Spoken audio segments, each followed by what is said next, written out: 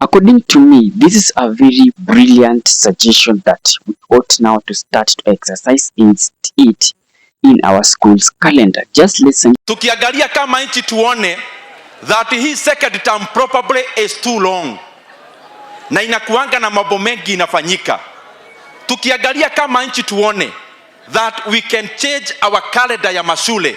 Second term iwekwe both visiting day ikiwa kado na mid term. Maybe it could help to ease the pressure. Or we have at least 2 mid terms which are short. Nauliza ministry, badala ya tujipige kifua kama sisi viongozi, let us see if there is something we can do around reworking the calendar of the second term. Kwa sababu ndio inakuaga na shida sana. Even if it means we go for 4-5 weeks, we give students voluntarily, not everyone, because some come from very far.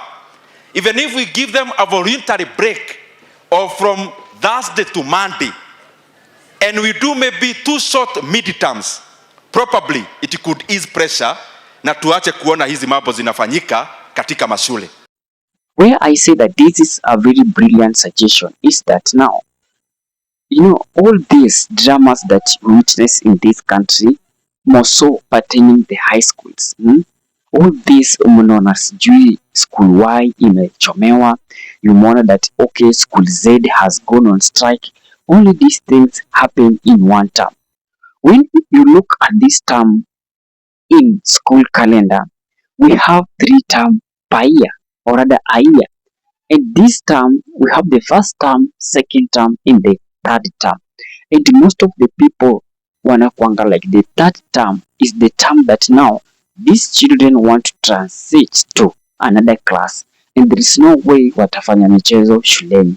They should ensure that at least wamefanya bidii. When you look at the old system of 844, I think that system should be now come back. Those people were like, okay, if I miss in third term, there is no way that I'm going to see the door of the next class. So what I ought to do is to work very hard and ensure that I score whatever it requires for me to join the next class.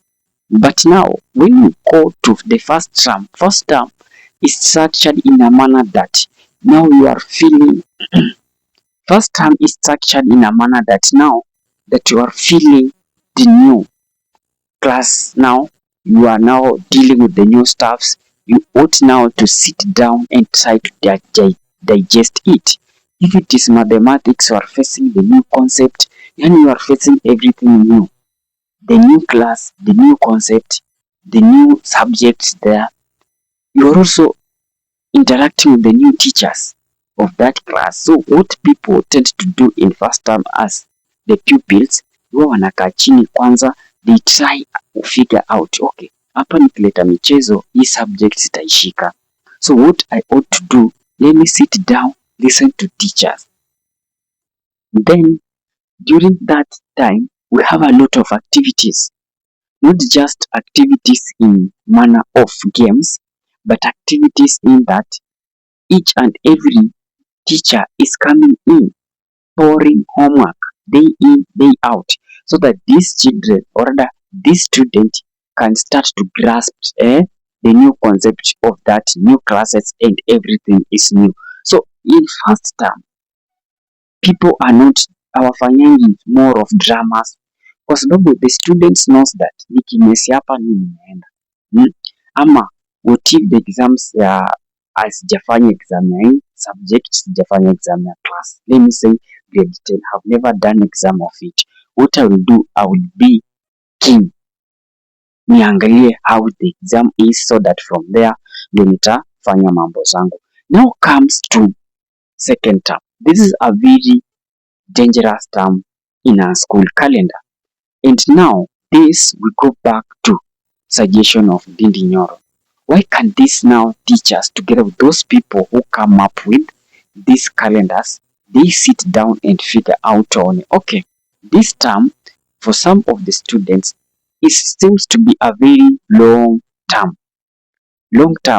It's very long, and it is the second term where you find that students wanakuwa very tired in class. mm? Not just they're tired, but they yani when they try to wakishaka like 1 month, their brains zinakuanga zimeanza kusema we need a break. And now how some of this school is structured, they are not going to give these students break. In fact, they are now going to follow the school calendar. Imagine you have gone to school, you'll sit there for even 2.5 months so that you get a break. And when you get a break, this break is just for some days. Then you resume. So after then you resume, you study a class, then you can piga kule like almost 1.5 months.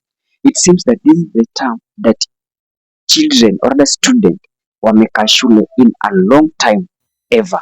So for us to avoid such like strikes, for us to avoid such like what you have witnesses like for Utumishi Girls Academy, the alliance the other day.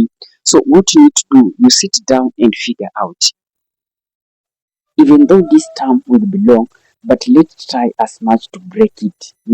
Let these children work like 1 month in school, seriously study, then you give them a break of some days, like 4 days, or rather even 5 days. Then they will come back, then they resume. And this break is not that every is it not, and this break let it not be mandatory.